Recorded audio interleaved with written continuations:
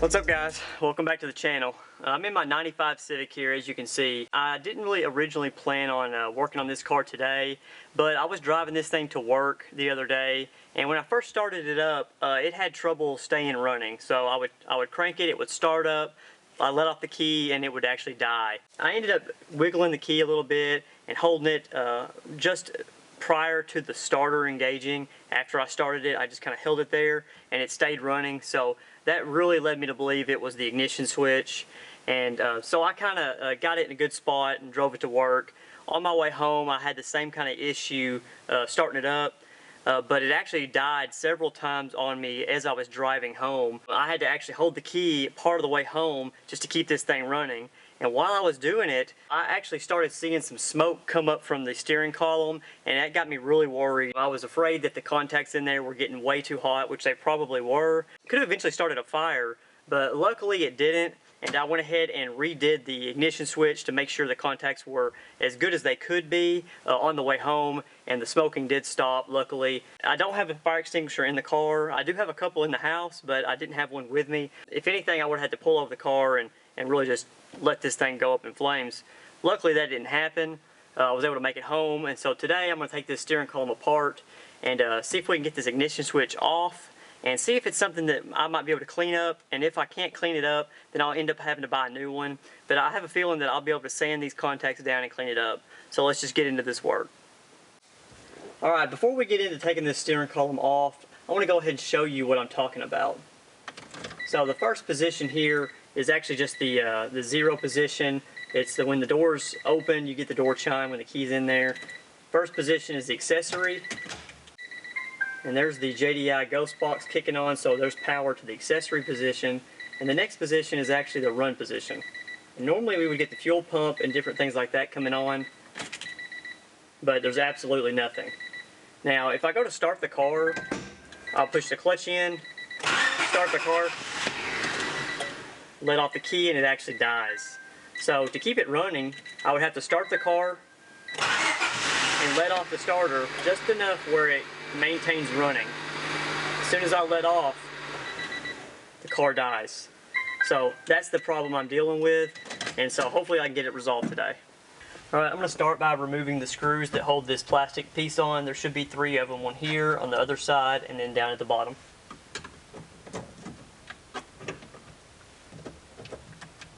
Now you release the tilt mechanism on the steering column. That way it'll give you room to pull the plastics off. You just kind of work it, you can kind of break them loose a little bit and separate it like that.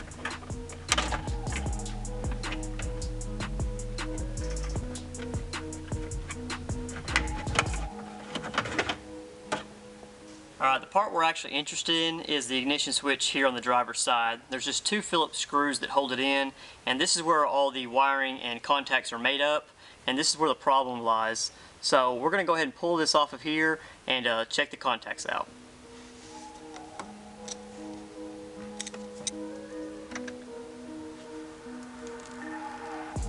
Okay, to fully remove the ignition switch, we're going to remove this bottom panel.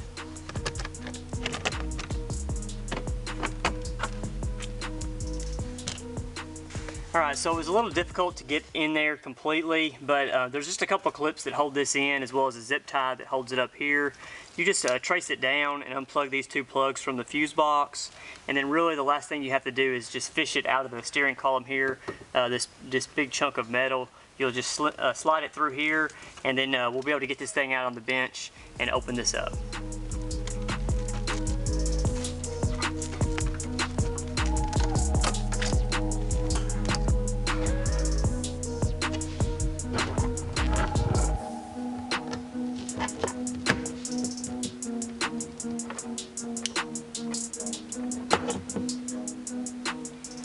Alright, if you look closely, you can see all of the gunk built up on the contacts here and how dirty these contacts themselves are. So what I'm going to do is just wipe all this down and then take a little bit of sandpaper or scuff pad and clean all these up.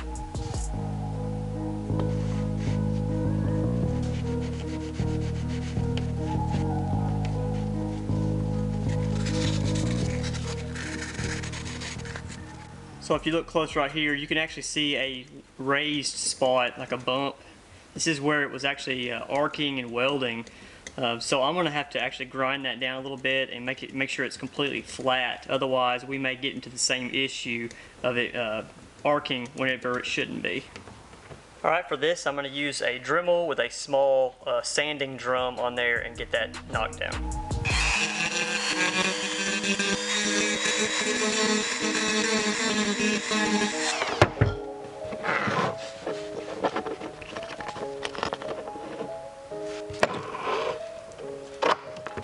Alright, one thing that I've noticed here is the actual solder joint is melted down, so you can see where it got hot. This is the contact that has the worst damage, and you can see where it got hot here and actually melted the solder. So I may actually add a little bit more solder on there just to make sure it's got a good connection.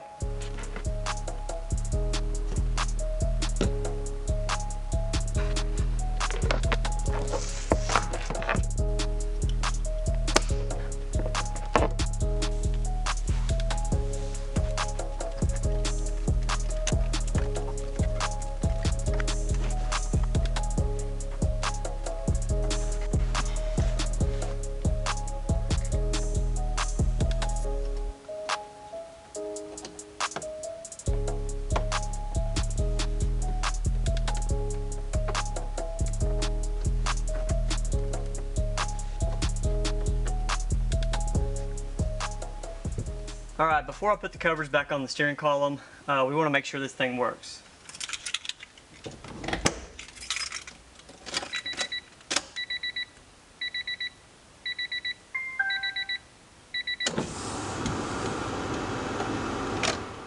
Alright, you can definitely see all the accessories are now on in the run position. So let's see if it'll run.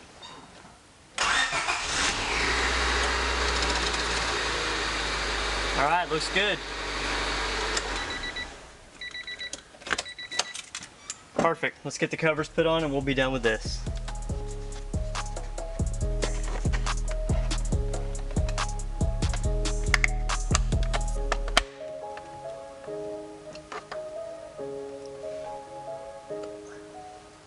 Alright guys, I really wasn't going to show this repair in today's video, but I figured I would change it up with something simple like this because a lot of people I've seen recently have had this same issue on their car, and I've actually had this issue twice before on my 88 CRX as well as the parts car CRX.